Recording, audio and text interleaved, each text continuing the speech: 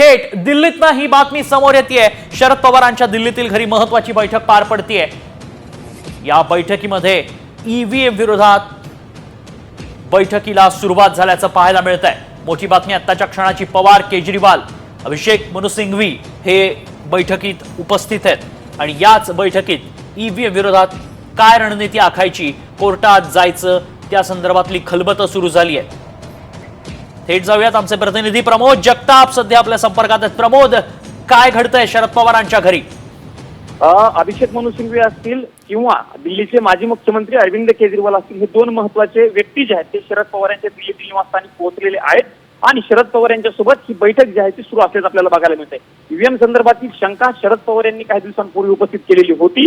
उमेदवारांना मिळालेली मतं खूप कमी आहेत, अशा पद्धतीच्या तक्रारी शरद पवार यांच्याकडे महाविकास आघाडीच्या पराभूत उमेदवारांनी केलेल्या होत्या आणि ते सगळे उमेदवार आज सकाळपासूनच दिल्लीमध्ये आलेले होते आणि त्यांनी सकाळी देखील शरद पवार यांची भेट घेतली होती।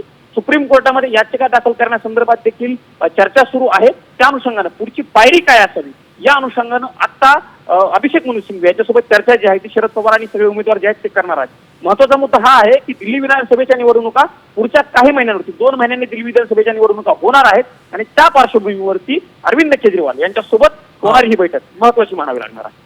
नक्कीच, धन्यवाद प्रमोद, आपण दिलेल्या सगळ्या सविस्तर माहितीसाठी।